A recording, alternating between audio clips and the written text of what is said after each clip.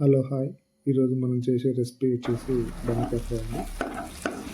ఏం లేదు, ఎంతో సింపుల్గా ఒక 5 మినిట్స్లో అయిపోద్దండి.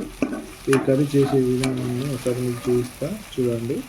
ఫస్ట్గా మనం తాజా అయిన బెండకాయలు తీసుకొని మంచిగా ఫ్రెష్గా కడుక్కొని వాటిని ముక్కలు ముక్కలుగా కట్ చేసుకొని ఒక ఆనియన్ తీసుకొని కొంచెం కరివేపాకు తీసుకొని కొంచెం పచ్చిమిరపకాయలు తీసుకొని కట్ చేసుకోవాలండి. తర్వాత పెనంలో 2 టేబుల్ స్పూన్ ఆయిల్ వేసుకోవాలి. ఆయిల్ వేసుకున్న తర్వాత ఆయిల్ హీట్ అయిన తర్వాత కొంచెం జీలకర్ర, మళ్ళీ వచ్చేసి ఆనియన్స్, కొంచెం కరివేపాకు రెమ్మలు వేయాలి. ఇవి కొంచెం ఫ్రై అయ్యేంత వరకు చూడాలి. వీటిని బాగా ఫ్రై చేయకూడదు, కొంచెం లో ఫ్లేమ్లోనే పెట్టి కొంచెం లైట్గా ఫ్రై చేయాలి. ఒక హాఫ్ టేబుల్ స్పూన్ వచ్చేసి పసుపు తీసుకున్నాను. ఒక టేబుల్ స్పూన్ వచ్చేసి జింజర్ పేస్ట్, అదే అల్లం పేస్ట్ అండి. ఈ రెండు పచ్చి వాసన పోయేంత వరకు మంచిగా ఫ్రై చేసుకోవాలి. ఫ్రై చేసుకున్న తర్వాత మనం ఏవైతే బెండకాయలు అయితే ఉన్నాయో ఆ బెండకాయని ఇందులో వేసుకోవాలి. అందులో వేసుకుని కొంచెం ఆ జిగుడు పదార్థం ఉంటుంది కదా బెండకాయ, అది పోయేలాగా మంచిగా ఫ్రై చేసుకోవాలి. దానికి కొంచెం సాల్ట్ వేసుకోవడం కొంచెం దగ్గర బాయిల్ అవుతుంది. తర్వాత వచ్చేసి మూత పెట్టుకొని ఒక 2-3 మినిట్స్ వరకు చూస్తే ఇలా అవ్వబడుతుంది. చూడండి, బెండకాయకి ఆయిల్ ఎంత అయిపోతుందో మనకే తెలుస్తుంది.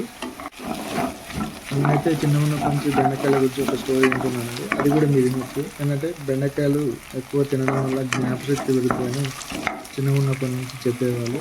మీరు కూడా ఎవరైనా ఏమంటే దీన్ని కామెంట్ చేయండి. ఓకే, బెండకాయలు ఫ్రై అయిన తర్వాత టమాటాలు యాడ్ చేసుకోవాలి. ఈ టమాటాలు యాడ్ చేసుకొని ఫ్రై అయ్యేంత వరకు మంచిగా కొంచెం చిన్న మాడకుండా కలుపుకోవాలండి. కలుపుకున్న తర్వాత ఒక 2-3 మినిట్స్ తర్వాత ఇలా టమాటా కుక్ అయిందా లేదా ఒకసారి చూసుకోండి. చూసిన తర్వాత మనం నెక్స్ట్ ఇందులోకి ఫ్రై అయిన తర్వాత మనం ఎంతైతే కారం పడుతుందో మీ ఇష్టం, ఎవరి ఇష్టం వాళ్ళ తగ్గట్టు కారం వేసుకోండి. కారాన్ని యాడ్ చేసుకున్న తర్వాత కొంచెం సిమ్లో పెట్టి దీన్ని ఫ్రై చేసుకోండి. డీప్ ఫ్రై అయ్యేంత వరకు చేసుకోండి. ఇంతకుముందు నేను చెప్పాను కదా, బెండకాయ తినడం వల్ల జ్ఞాపశక్తి పెరుగుతుంది.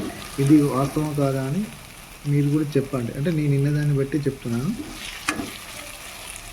ఇలా ఫ్రై అయిన తర్వాత ఒక గిన్నెలో తీసుకొని సర్వ్ చేసుకోండి. నాకైతే టేస్ట్గా చాలా ఉంది. మీరు కూడా ఒకసారి ట్రై చేసి చెప్పండి. Please like, subscribe.